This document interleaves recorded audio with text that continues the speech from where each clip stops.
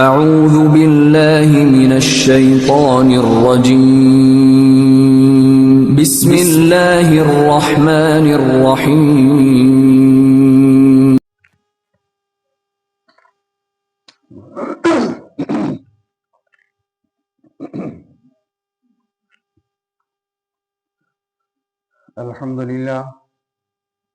الحمد للہ وکفا والصلاة والسلام علی سید الرسل وخاتم الانبیاء اما بعد فاعوذ باللہ من الشیطان الرجیم بسم اللہ الرحمن الرحیم یا ایہا الذین آمنوا علیکم انفسکم، اے ایمان والو اپنی فکر کرو، لا یضرکم من ضل اذا اہتدیتم،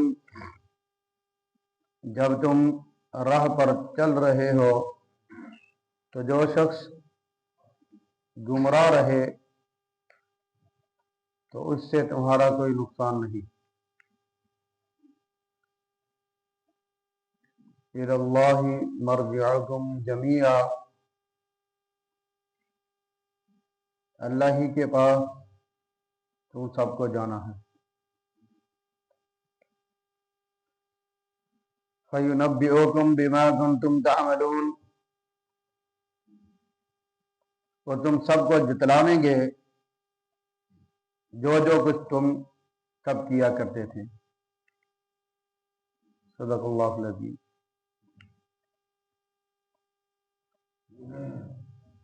گزشتہ آیات مبارکہ کے اندر رسم پرستی کفار کی من مرضی کا دین، یہ آپ حضرات کی خدمت میں عرض کیا گیا تھا کہ جو ایک جہالت پر مبنی ان کا کریکٹر تھا۔ اللہ رب العالمین نے جب ان سے یہ کہا تھا کہ تم اللہ اور اس کے رسول صلی اللہ علیہ وسلم کی طرف رجوع کرو، ان کے نقش قدم پر چلو، ان کا حکم مانو، تو تم لوگوں نے یوں جواب دے کر ٹال دیا تھا کہ ہم اپنے باپ دادا کے دین کو نہیں چھوڑ سکتے، ہم اپنے بڑوں کو نہیں چھوڑ سکتے، تم نیا دین لے کر آئے ہو، نئی شریعت لے کر آئے ہو، ہم اس کو ماننے کے لیے تیار نہیں۔ اس کو کہتے ہیں اندھی تقلید، بے سوچے سمجھے، جیسے بڑے چل رہے ہیں ویسے ہی ان کی نسل بھی ان کے نقش قدم پر چل رہی ہے۔ اللہ رب العالمین نے اگر شعور عطا فرمایا ہے تو اس عقل سے، اس شعور سے ہمیں کچھ فائدہ لینا چاہیے، اندھی تقلید نہیں کرنی چاہیے۔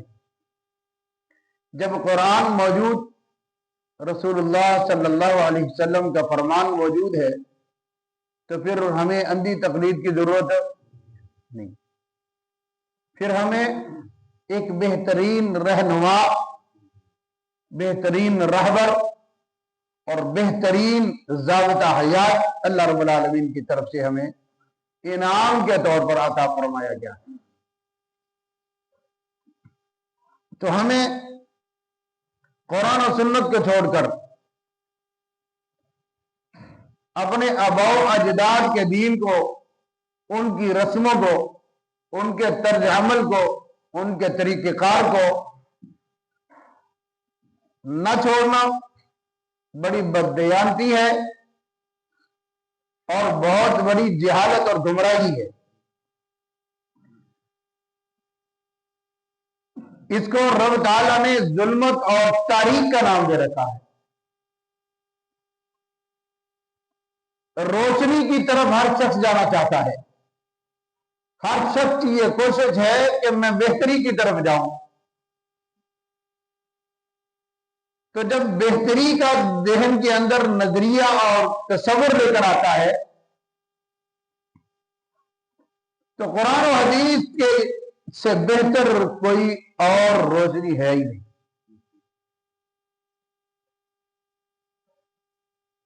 یہاں اللہ رب العالمین نے واضح طور پر ہر انسان کو متنبع فرمایا ہے، یا ایھا الذین آمنوا علیکم انفسکم، اے ایمان والو اپنی فکر کرو،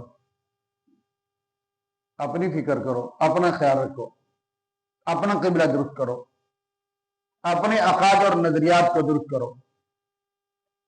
ہمارا کیا تصور ہے، ہمارا کیا خیال ہے؟ ہم دوسرے کی اصلاح کی کوشش کر رہے ہیں. ہر شخص دوسرے کے عیب تلاش کر رہا ہے، ہر شخص دوسرے کے نقص تلاش کرتا ہے، جبکہ ہم اپنی فکر ہی کوئی نہیں. حکم یہ ہے کہ اپنی اصلاح کرو، اپنی فکر کرو، اپنے نقص دیکھو، اپنے عیب دیکھو، اپنی کمیاں دیکھو. دین کے اندر بگاڑ ہی تب آتا ہے، زندگی کے اندر بے چینی اور بے سکونی آتی ہی تب ہے جب انسان دوسرے کی اصلاح کی کوشش میں بیٹھ جاتا ہے، اپنے گریبان میں نہیں دیکھتا. جب انسان اپنی اصلاح کرے گا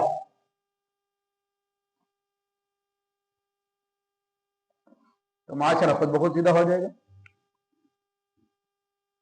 کسی کو سیدھا کرنے کی ضرورت ہی نہیں ہے. اللہ کہتے ہیں لا یضرکم من ضل اذا ہتدیتم، جب تم اپنی فکر کرو گے، اپنے صحیح راستے پر چلو گے، صحیح سمت پر چلو گے، تو یہ جو غلط لوگ ہیں، بے رہروی کے شکار ہیں، گمراہی کے راستے پر چل رہے ہیں، یہ تمہارا کوئی نقصان نہیں کر سکتے، تمہارا کچھ بگاڑ. اس آیت کا مطلب قطعاً یہ نہیں ہے کہ کوئی شخص برائی کر رہا ہے، گناہ کر رہا ہے، اس کو روکے نہیں، اس کو منع نہ کرو، اس کو سمجھاؤ ہی نہ. جتنی تمہارے پاس قوت اور طاقت ہے ہاتھ سے روکنے کی، اس کو ہاتھ سے روکو. زبان سے روکنے کی ہے، زبان سے روکو، ورنہ اس برائی کو برا سمجھو، اس گناہ کو برا سمجھو. سب سے کمزور درجہ یہی ہے ایمان کا. برائی ہو رہی ہے، اس کو برا سمجھو، کم از کم. ہمارے اندر وہ بھی نہیں ہے. جواب کیا دے دیتے ہیں؟ یار کوئی جتھے لگا لگا رہے، جڑا جتھے لگا ہے.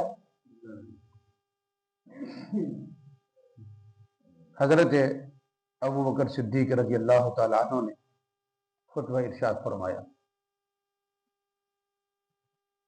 اس خطبے کے اندر آپ نے یہ آیت پڑھی، یا ایھا الذین آمنوا علیکم انفسکم لا یضرکم من ضل اذا اہتدیتم. اے مسلمانوں، کیا تم یہ اس آیت کا مطلب یہ سمجھتے ہو کہ امر بالمعروف اور نہی عن المنکر نہیں کرنا، کسی کو نیکی کی طرف نہیں بلانا، کسی کو برائی سے نہیں روکنا؟ تو پھر یاد رکھو اللہ تمہیں ان گناہگاروں اور گمراہ لوگوں کے ساتھ تمہیں بھی عذاب میں مبتلا کر دے گا.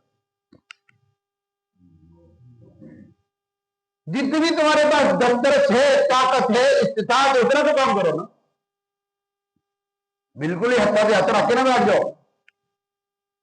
جو کوئی غلط کام کر رہا ہے اس کو غلطی سے روکو، اور روکنے کے انداز تم نے خود دیکھنا ہے کہ معاشرے میں بگاڑ نہ ہو، لڑائی کی کیفیت نہ بن جائے، تمہارا کوئی ساری نہ پھاڑ دے، تمہارے خلاف کوئی بہت بڑا پلان میں تیار ہو جائے, تمہاری قتل تک کی نوبت نہ آ جائے. ان چیزوں سے بچنے کی کوشش کرنی ہے اور اس انداز سے اس برائی کو روکنا ہے کہ سانپ بھی مر جائے اور لاٹھی بھی. یہ قتل نہیں کرنا کہ جڑا جسے لگا لگا رہے, نہیں, یہ بہت بڑی جہالت ہے. فرمایا کہ اگر وہ نہیں بھاگا تھا تو پھر الی اللہ مرجعکم جمیعا, یہ سارے بڑے چھوٹے گمراہ اور سارے بے ہدایت رسم و رواج والے سارے کہاں جمع ہوں گے؟ اپنے رب کے پاس جمع ہوں گے. سب نے ادھر جمع ہونا ہے. تو پھر فینبئکم, پھر اللہ بتائے گا تم نے یہ بھی غلط کیا, یہ بھی غلط کیا, یہ بھی غلط کیا, یہ بھی غلط کیا, اور تم نے یہ صحیح کیا, یہ صحیح کیا, یہ صحیح کیا. دونوں افراد, دونوں فریق, دونوں گروہ سامنے ہوں گے, اچھے بھی اور برے بھی, اور ایک ایک چیز رب تعالیٰ بتلا دے گا. بما کنتم تعملون, اللہ فرماتے جو تم کر رہے تھے, اچھا یا برا, ہر چیز بتا دے گا. تو اس لیے بہتر یہی ہے کہ اپنے آپ کو بھی سیدھا کرنا ہے پہلے, پھر دوسرے کو کہنا میں خود ہی ٹھیک نہیں ہوں, میری اپنی نماز درست نہیں ہے, تو میں دوسرے سے کرن چلا, مجھے اپنے فرائض نہیں آتے, مجھے خود قرآن نہیں آتا, میں دوسروں کو کیا پڑھاؤں, مجھے خود مسائل کا پتہ نہیں ہے اور میں دوسروں کو بتانے چلا ہوں. پتہ چلا اگر پتہ بھی ہے, عالم کے ہوتے ہوئے, استاد کے ہوتے ہوئے دوسرے کی اصلاح کی کوشش نہیں کرنی چاہیے, پوچھ لینا چاہیے. خود مجتہد بننے کی کوشش نہیں کرنی چاہیے. قرآن و سنت کے مسائل جو علماء نے اخذ کر رکھے ہیں ان سے استاد کے ذریعے رہنمائی کی جائے. جس بات کا علم نہ ہو استاد سے پوچھ کر بتانا چاہیے, جی یہ مسئلہ کیسا ہے, خود بخود مسئلے کا حل نہیں نکالنا چاہیے. اس لیے اللہ رب العالمین نے ہم سب کو متنبع فرمایا ہے, آگاہ کر دیا ہے کہ کن چیزوں سے تم نے بچنا ہے, کہاں سے تم نے پرہیز کرنا ہے, کون سا راستہ رسم و رواج کا ہے اور کون سا راستہ قرآن و سنت کا ہے. جناب رسول اللہ صلی اللہ علیہ وسلم کی تعلیمات کس طرف متوجہ کر رہی ہیں, کہاں جا کر ہماری رہنمائی کر رہی ہے, کس کس موڑ پر ہمیں سہارا دے رہی ہے. اس لیے ہمیں جب ہمارے پاس موجود ہے قرآن و سنت, پھر ہم بھٹک نہیں سکتے. جب ہم قرآن و سنت کو چھوڑ دیں گے پھر ہمارا راستہ کوئی متعین نہیں کر سکتا, ہم گمراہی کے راستے پر.